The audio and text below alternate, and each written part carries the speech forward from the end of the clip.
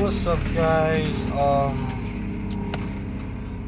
I'm here at work with my dad. Uh,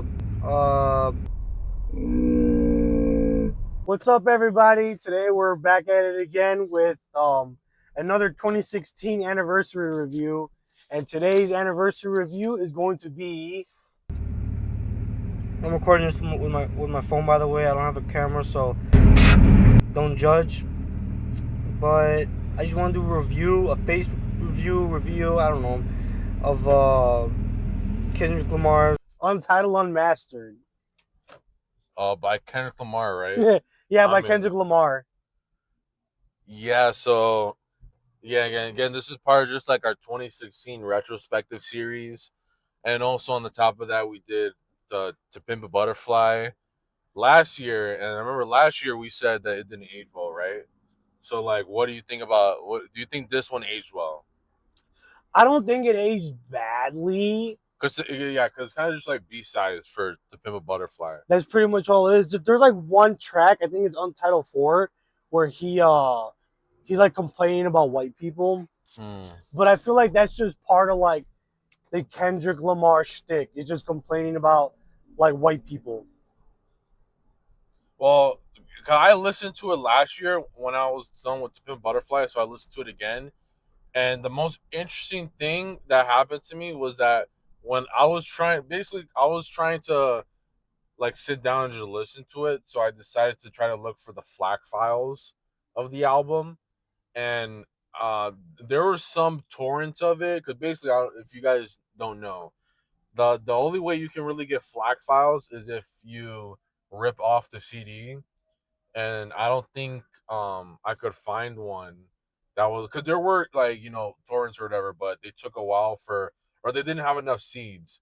So there was one I found, and it was ALAC or the Apple lossless audio codec, and I'm not sure if that's better or worse than FLAC, but allegedly it's high quality. So I put it on my good sound system and all that.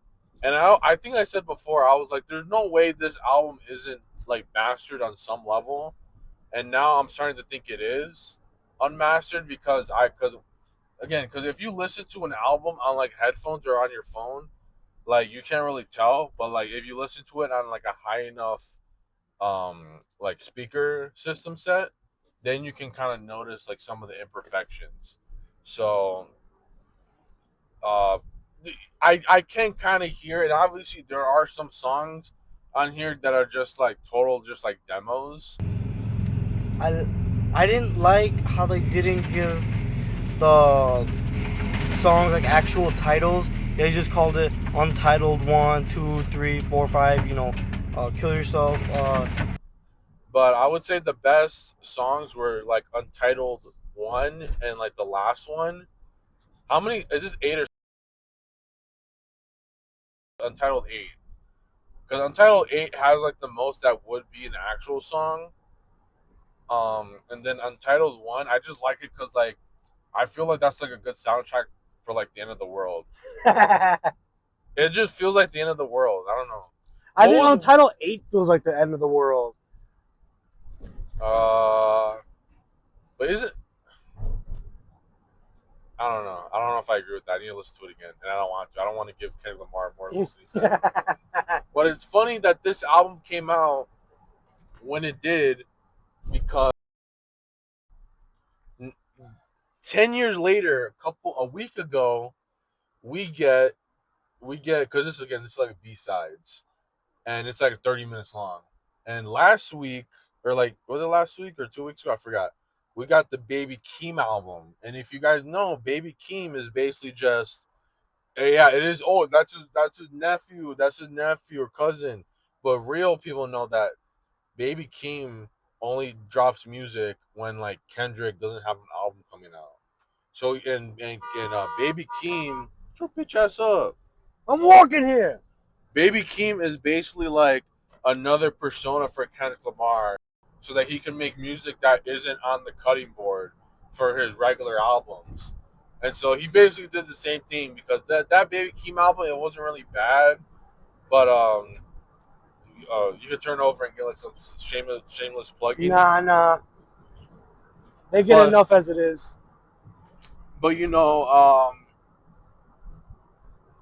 that's why I think it was kind of like a funny coincidence that we got one 10 years later. But I don't. Yeah, in general, like this album or whatever you want to call it, is it even called officially an album or EP? I think it is officially an album. Okay. I think. Yeah, I don't. It's really just B sides to Pimp Butterfly. So if you just like that album, like it's a good it's more of a companion piece to the main dish, which was to Pimp Butterfly. It's So basically like when you read or when you watch a movie and there's like a little graphic novel to go with it. well, it's really more kind of like the behind the scenes, kind of like how like we had like Megapolis and then we had Megadoc. Type shit. It's kind of like a little like DVD like background thing to like further entice you in the world, or yeah, that's pretty much it. Yeah, it's just like a little side piece that's not like a whole product, so you shouldn't treat it as such. But in the how would you say this album played well in the grand scheme of things? Did it give you any sort of like It give you erectile dysfunction? but I think my favorite tracks though are Untitled 2, Untitled 5, and Untitled 7 and 8. Yeah. And if you haven't heard the album, go check it out. It's pretty dope. I liked it. It helped me get over my disease, erectile dysfunction. It didn't give me ED, but it did. But like at the time, if you were like a Kendrick fan, like it gave you something. You know what I mean? Okay. Because everyone was like waiting for his next big thing, so he just gave us Untitled Unmastered, which was basically like an appetizer for the next entree. Yeah. And that next entree was Sorry, can you put your face in the oh frame? yeah, my bad. Um so yeah, the next entree was Damn, but we'll get into that next year because we're gonna be milking 2017. Um, but yeah, this album just felt like, again, like I said, like an appetizer for the next entree. Like like Untitled 7, Levitate. Well, that's what they called it. After the fact, after the album was released, that was probably the most hyped song. It was very similar to what's the one with Thundercat? Um, shit.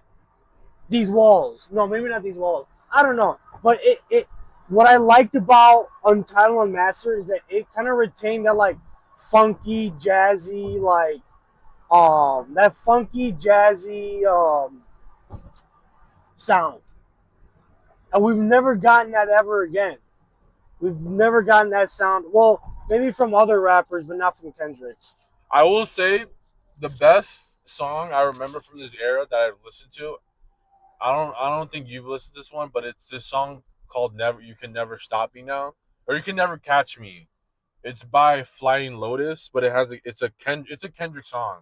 Kendrick is like the rapping over the song, but it's produced by Flying Lotus, who is like a good like producer and not really even a producer. He's just a good like musician in his own right, and he just happened to have that song with him. And to me, that's like the best like one from this T-Pap era. And I think he had a feature. Oh, there's like three songs like from this era. There's like the Black Friday one. Oh, I There's forgot about that. that Flying Lotus song, and then there's like No Parties in LA, which we covered. Not really covered, but we talked about it in some sort of way. I covered it 10 years ago. Well, we tried covering it like 2 weeks ago, but like we barely even talked about the album. And then there was one in on the Tribe Called Quest album. I forgot what it was called, but like it was like their last album I think that they made, and he has a feature on it. So those those ones, but mainly the Flying Lotus one. That's like my favorite song coming out of that whole era that he did, and it's mostly probably because it's a Flying Lotus song. But yeah. So I guess to go with that, like again, because I listened to it and I didn't really, I had more things to say about how I listened to it than like me listening to it. So in the comments right now, we need everyone, every single Black Truth soldier or every single Gashless soldier. We need everyone to comment what albums, because we're thinking about doing like a whole video just talking about 2016 albums. So we need every Gashless soldier to get out here We need every and gashless guy and every gashless gal. yeah, even if you're in between, it doesn't matter. We just need results. We need like what are like some 2016 albums that we need to talk about? Because we're gonna listen. Even, we don't even care if it's like nostalgic. With any album that came out that year, we're gonna talk about it. If we do, because we're only doing this video because we like making fun of Kendrick Lamar. Um, Kendrick Lamar. And then I'm gonna link this in the description. We're filming this the way this is probably the only album review. Well, I'll no, don't say it. Cause I was gonna cut. I was gonna get this video and I was gonna cut it in between the old video. Oh, okay. Yeah, so this is an homage to some old shit. That's the whole thing. Our excuse is like every time we talk about Kendrick Lamar, we need to make it like shitty on purpose. We're gonna make it super shitty, but we're a little better than that. But yeah, that's all I have to say pretty much. You need to have like more bounce. No Diddy. We're even in the hood now. That's What? how real we try to make it. Oh shit! All right, guys. How do you? Help! How do you turn off the phone?